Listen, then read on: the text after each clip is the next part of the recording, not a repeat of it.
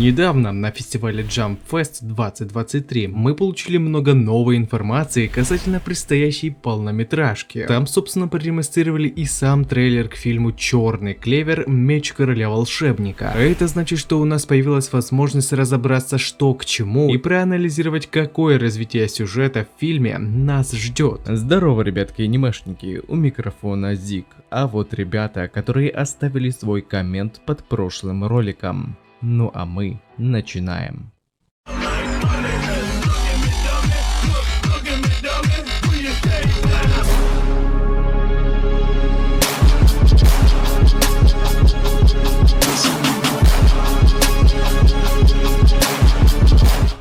Итак, сперва давайте окунемся в атмосферу фестиваля, а именно в уголок Черного клевера. Гостей встретили различными тематическими стендами, возле которых можно было сфотографироваться. Мне вот лично больше понравился стенд с мечом Асты. Реквизит этот можно было потрогать, а также сфоткаться. В общем, прикоснуться к предмету, непосредственно принадлежащему главному герою. Да, он сделан не из металла, но согласитесь, что многим из нас хотелось бы поддержать такой реквизит из любимого аниме. Ну и конечно же, наверное, главным смыслом экспонатного дела по клеверу это было представление информации о предстоящем фильме. Это и огромный постер с ключевым визуалом полнометражки, и нарисованная табата иллюстрация Конрада с Астой. Кстати, к новой тематике немного видоизменили данную цветную страницу, убрав оттуда Нахта, так как на данном временном промежутке он еще не был введен, а заменили его на короля магов Юлиуса Новокрона, который, скорее всего, будет одной из целей антагониста фильма. В общем, персонажи, которые вы видите, будут ключевыми фигурами в предстоящем противостоянии надвигающейся угрозе. Ребята же, которые там были, получили всякие брошюры, карточки, увидели мерч, который либо уже продается, либо же его продажи начнутся вместе с выходом фильма. Достаточно увлекающей была репродукция рабочего места режиссера, где среди всего прочего реквизита можно было увидеть план видеоряда, раскадровки,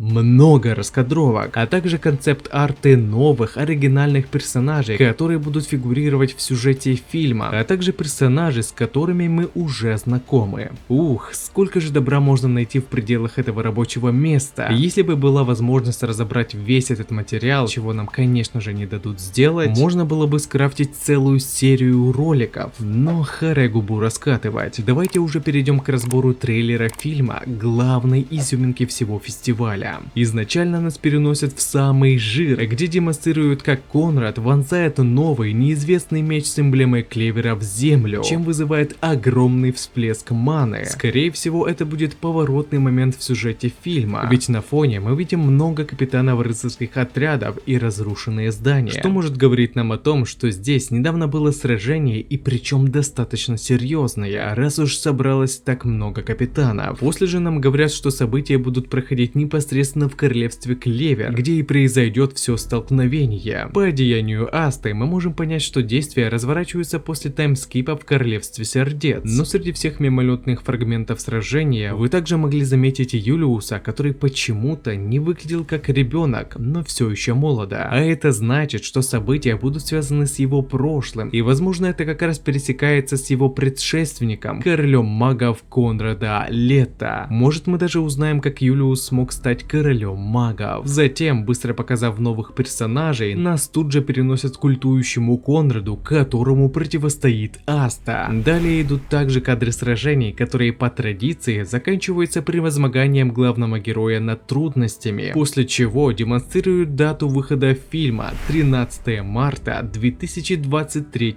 года. И как бы на этом все. Очень короткий трейлер. Кроме того, что тут предстоит лицезреть грандиозное сражение, больше ничего не понятно. Действия и кадры хоть и выглядят сочно, но вот информативности очень мало. Но я был бы не я, если бы не нарыл для вас больше информации. Так что сейчас разберемся, кто этот Конрад Лето, что это за новые персонажи, и разберем даже оригинальный сюжет фильма. Итак, краткий сюжет фильма. Полнометражка поведает нам историю об Асте, пареньке без магии, который вместе со своим соперником Юна стремятся достигнуть вершины, а именно стать королем волшебников. Однако прежде ему придется столкнуться со сложным испытанием. Пока Астер продолжает выполнять задания и накапливать достижения для того, чтобы заработать авторитет среди народа Клевера, который приведет его к званию королю магов, на его пути встает предыдущий 27-й король магов королевства Клевер Конрад Лето, который в свое время был почитаем народом, но в какой-то момент он повернулся против собственной страны и поэтому был запечатан. Однако, наверняка благодаря его магии, связанной с ключами, Конрад смог разрушить печать и вырваться из оков. А вместе с тем он освободил предыдущих запечатанных королей магов, которых считали самыми злыми тиранами за все правление и смену императора в магии. Да, это были те самые новые персонажи, показанные в трейлере, но теперь вы, по крайней мере, знаете, кто они такие на самом деле. Так что давайте быстро пройдемся по ним слева направо. Джестер Гарантрас, 16-й король магов. Его характеризуют как легкомысленного человека, который порой по-шутовски относился к другим, но при этом он также был очень расчетливым и умным стратегом. Сэю стал Такахаси Фумия. Далее Эдвард Авалачи, 20-й король магов. Будучи священником церкви, люди ему доверяли и восхищались, но при этом он считал, что ему предназначено изменить слабых людей. Сэю стал Ацука Йоситада. И последняя, княжна Веселая Зайка или Фанни Банни. Она была 11-м королем магов. Ее характеризировали как самого сильного мага, обладающего одной из самых могущественных боевых способностей из всех королей волшебников прошлого. Люди боялись и опасались княжну из-за ее огромной силы, но вот как-то ее имя совсем не вяжется с тем могущественным образом, который ей сделали. Ее Сэю стала Маюки Савасира. Все эти предыдущие короли магов представляли угрозу королевству, и поэтому они были запечатаны. Но вернувшийся Конрад Лето освободил их, и теперь их цель — это уничтожение королевства, которое возродилось благодаря императорскому мечу, который мы в свою очередь видели в трейлере и на обложке фильма. А также их целью является еще и нынешний на тот момент 28-й король магов Юлиус Новокрона, который, как мы знаем, после сражения с Патри потерял большую часть своего времени и превратился в младшую версию себя. Так что тут уж посмотрим, как они все это обыграют. Главной же темой полнометражки стала идея противостояния мальчика Асты, мечтающего стать королем магов, против тиранов прошлого, которые смогли достигнуть титула короля магов, заветной цели главного героя. Теперь уж, думаю, стало гораздо понятнее.